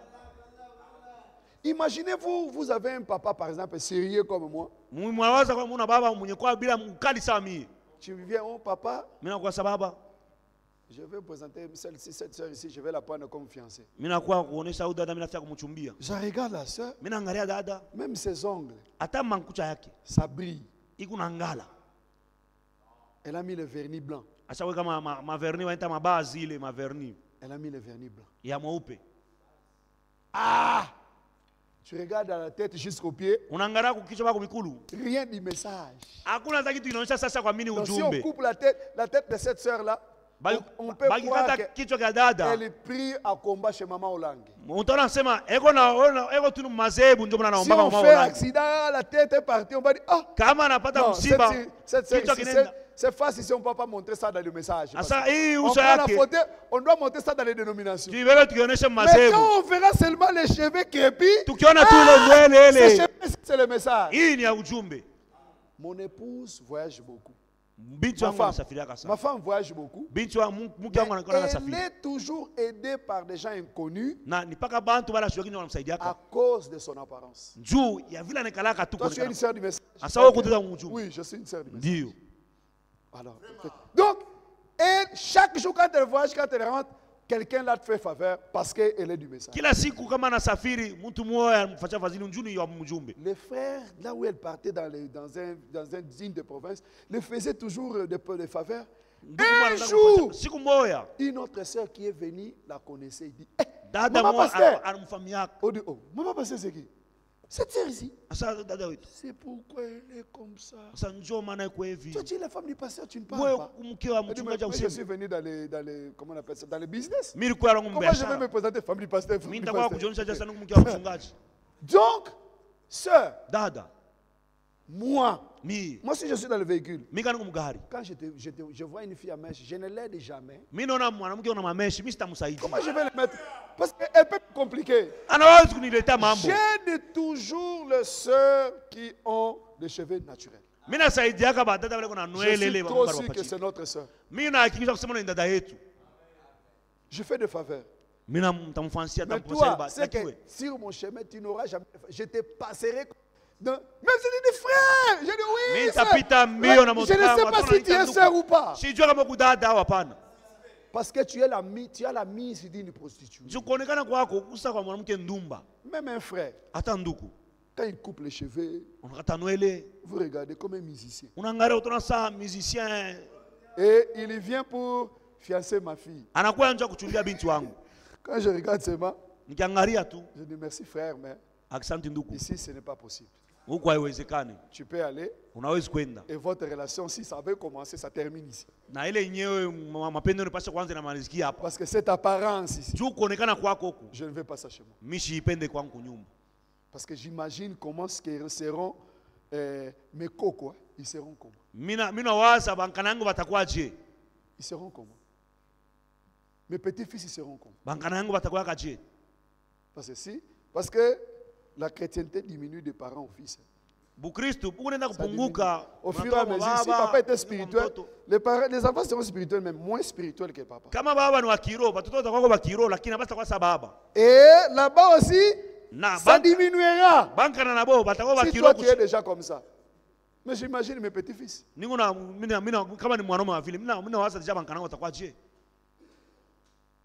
Nos enfants ne sont pas spirituels que nos femmes. Elles font tout, ça ne tient pas. Parce qu'elles aiment un peu une partie de la mondanité. Elle ne veut pas des cheveux crépus, elle veut des cheveux qui peuvent, ça peut faire des choses là. J'ai parlé beaucoup de femmes. Je vais basculer chez les hommes. La mondanité qui tue les hommes. Les femmes, ils ont. Bon, je viendrai là. Les hommes, la mondanité qui les dérange, je vais lire Frère Branham aussi. Dans la prédication, le prophète Michée. Le prophète Michée prêchait le 26 avril 1961. Il y a le 26 avril 1961. Je vais lire seulement la première phrase. Écoutez ce que William Branham dit. Paragraphe 51, 5.1. Paragraphe 51. Oh, le jeu des ballons, s'amuser et tout. C'est très bien. Mais cela n'appartient pas à l'église. Amen. Amen. Supporter Mazembe. Frère, le jeu des ballons n'appartient pas à l'église. Et vous trouverez dans la maison d'un frère, dans son salon, on a la télévision, ensemble avec des païens. Wow, avec des païens.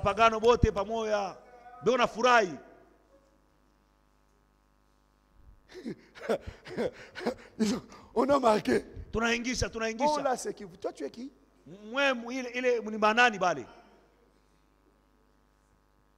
Un supporter de Mazembe. Un supporter de Barcelone. Real Madrid. Mais toi, tu es un Congolais. Comment tu es parti d'Espagne en esprit? En tout cas, vous êtes audacieux. Hein? Donc, moi, je suis Barcelone. Un Congolais Barcelone. Ah, ce démon ici est puissant. Hein? Hii mambo mchafu kuna nguvu. Démon du football. Ili mambo mchafu ya football. La sœur, Dada. elle a ses histoires qu'elle regarde. Eko na vitu yake naangaliaka. Les novelas. Les novelas. Novelas, ça signifie des nouveautés en portugais. Parce que ce n'est pas en français ces mots-là, c'est en portugais. Ni mukiportugais kusana ni vitu vya sasa. Ce sont des nouvelles choses. Ni vitu vya sasa. Nouveautés. Vya sasa. Ah, donc toi tu veux des nouvelles choses. Wewe unataka vitu vya sasa. Non, nous voulons les anciennes choses. She tunataka vya zamani.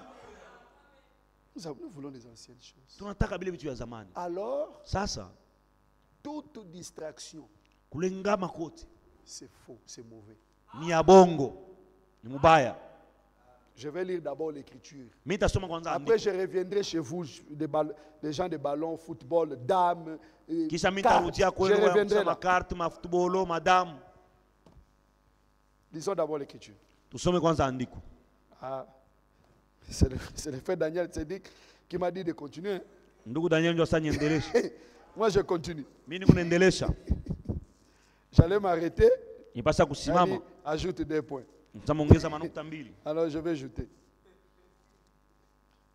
1 Corinthiens 7. Écoutez. Tu peux mettre ça. Tout le monde doit lire ça. 1 Corinthiens 7. 35. Wa Korinto wa kwanza sura 7. Tout le monde doit lire ça. Watu tunapaswa kusoma. 1 Corinthiens 7, 35. Wa Korinto wa kwanza L'apôtre dit ceci. Mtume anasema hivi. Je dis cela dans votre intérêt. Ndio nasema ile ni njia ya faida yenu. Ce n'est pas pour vous prendre au piège. Haina kusema kumitekea mtego. Tu penses que non, ce n'est pas pour vous prendre au piège. Haina mtego. C'est pour vous porter à ce qui est bienséant. Ni njia ya kumifikisha kule kwa kizuri. Et propre à vous attacher au Seigneur sans distraction. Na kilikuwa safi ili mjifunge kwa Bwana bila kulengamishwa. Amen. Amen. Football, c'est la distraction. Football ni kulengamishwa. Tennis, tout ça c'est la distraction. Byote bile kulengamishwa. Makarte, madame, jeu de 6. Tout ça c'est pour vous attacher au Seigneur. Ce n'est pas piège, ce n'est pas de piège. Yote ile ni njoo kusema mjifunge kwa Bwana. Mujitowe. Amen mes frères. Amen. Parce que les sœurs, c'est rare de voir les sœurs aiment le football. Ni kuchache sana kuna dada anapenda football. Elles aiment les novelas. Wao wanapenda vitu vipya novelas. Je les ai parlé des novelas déjà. Misha kusema kuhusu novelas. Il n'y a rien de mauvais. Il n'y a rien de bon là-bas. C'est seulement l'homme trahit la femme. La femme trahit l'homme. Hakuna vitu vizuri mpaka tu huyu anatoa huyu. Ça ce sont des conseils. La Bible dit dans Proverbe, j'ai des amis de conseils et de réflexions là-bas. Dieu a déjà mis des conseils dans la parole.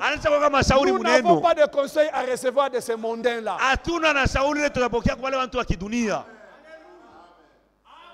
Nos films, ils ont un conseil à bien, frère. Oh, c'est un bon conseil. Ça, mais le conseil de Dieu est plus grand. Le conseil de Dieu est plus grand. La Bible dit dans un... Bon, là, je ne vais pas lire. Dans 1 Corinthiens 6. Et puis, 1 Corinthiens 6, verset 12. Et puis, 1 Corinthiens 10, verset 23. Mais permis. Mais tout n'est pas utile. Moi, je ne vais pas me laisser passer servir par quoi que ce soit. Moi, un chrétien, je dois choisir. Mais il y a des gens qui ne choisissent pas. Ils ne choisissent pas. Frère, je vais vous dire une chose. Sachez-le bien qu'il y a des distractions. Mais la plus grande distraction, c'est-à-dire la pire de tous, c'est l'Internet. Ni Internet. Mtandao. L'Internet? Mais ça, là, le diable avait vraiment bien raisonné pour mettre cette distraction-là. Parce qu'avec l'Internet, le cinéma est dans ta chambre. Le terrain est dans ta chambre. Même maintenant même. Si nous échangeons des téléphones maintenant. Donne mon téléphone, prends mon téléphone. Entre partout parce que mon téléphone n'a jamais eu de code. Les gens qui mettent des codes, ils savent ce qu'ils cachent. Alors, Entrez même dans les images. Mwingie tu mapicha. Entrez maintenant dans les images, les photos. Mwingie mapicha, vidéo. Vous allez voir. Mutaona. Que cette personne ici, Mutaona sa mutu. c'est seulement son corps qui est à l'église. Ni mwili tu yake C'est mkanisa. un païen tout fait. Ni mupagano tu.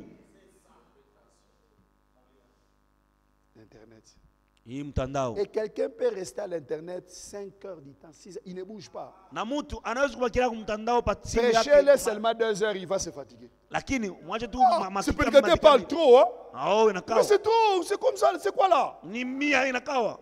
Mais le prédicateur internet a beaucoup parlé, tu n'as pas réclamé. Lakini ule mhubiri ya internet anasema sana useme. Le prédicateur internet a eu beaucoup de combien de temps? Internet inapata wakati ngapi? Dis-moi, Unioneshe. le prédicateur internet a eu beaucoup Uwe combien de mhubiri temps? wako internet ule. Pourquoi tu ne réclames pas sa prédication? Jua nini aukaleka sana na Sa kawia? prédication a duré. Inakawia sana. C'est pourquoi Jo kwa maana tu n'auras jamais les songes du ciel. au utapataka mandoto ya kumbingu ya À Mungu. cause de ce que tu regardes, Kwa ajili ya bila tu kunaangalia, n'auras jamais le songe du ciel. au utapataka vitu ya kumbingu. Frère Franck dit, Ndugu Frank anasema dans la lettre circulaire 9, mu barua kuzunguka 9 il dit que anasema nous avons 3 types de songes. tuko na mahaina tatu ya mandoto. Non, lettre circulaire 9, non, 19. Kumi Lettre circulaire numéro 19, 19 page 6. page 6. Il parle de 3 types de songes. Eko nasema kuhusu ile mahaina tatu ya mandoto. Il montre comment les songes de Dieu peuvent venir. Eko naonesha namna kani mandoto ya Mungu itakuya. Et comment ça fait. Na Et il montre comment les songes qui ne viennent pas de Dieu, les songes naturels viennent. na eko naonesha gisi kani mandoto tu ya watu ya kawaida na kuyaka. Beaucoup de gens pensent que les enfants sont sorciers parce qu'ils disent hey, laisse, non, je ne vais pas me manger, laisse-moi. On veut le faire manger la viande de la nuit. Kumurisha nyama mbuloji analota anasema. Les gens rêvent ce qu'ils ont travaillé la journée. Watu wanalota bile vitu walitumika mchana. Toute sa préoccupation de la journée, Ile mambo alikuwa nayo mchana. c'est ce qu'il va rêver. Ndio bila talota. Toi, ta préoccupation, c'était des guerres. We C'était des films. ni Maintenant, ma filme ya vita. maintenant quand tu vas dormir, on va commencer à te mettre là-bas. Kama unalala unalota mandoto ya kuvinya panshingo. La faute est de qui? Kosa nyanani. Ce sont tes films-là qui t'ont revenu. Ile ma filme yako Les sorciers, oh non, Oh, les balozi. sorciers sont venus. Ah, Balozi laisse les wanakuya. sorciers tranquilles. acha balozi kimya. C'est toi-même qui as provoqué ces songes. Ni wewe mwenyewe ndio unachokozea Avec ce mandoto. que tu Na regardais. bila kunaangalia. Frère, Ndugu, tes songes sortent de ce que tu regardes.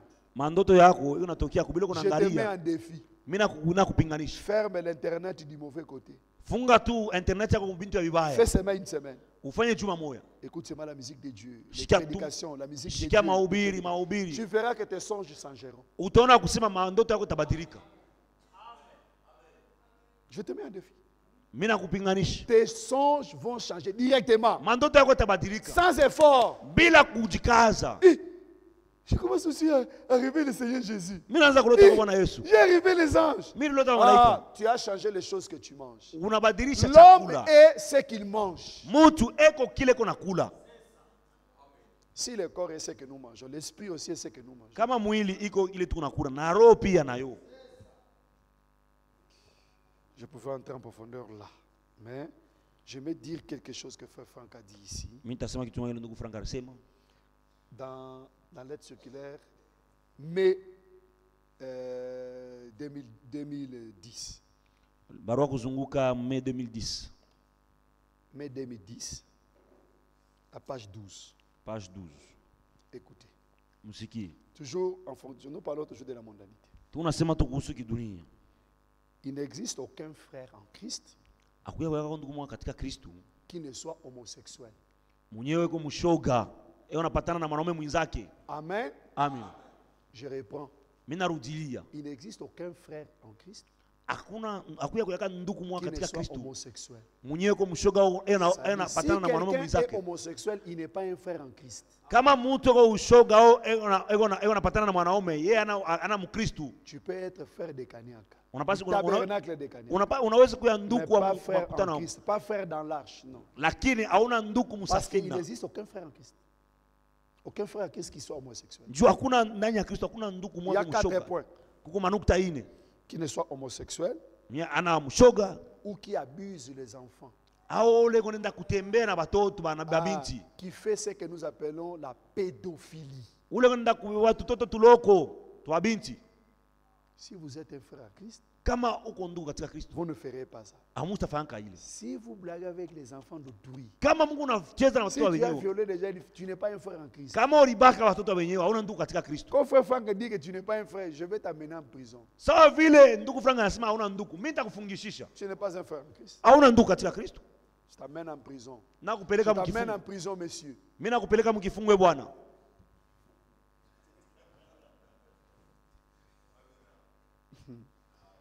Il n'existe aucun frère en Christ qui prend la femme d'un autre et se rendant coupable d'adultère.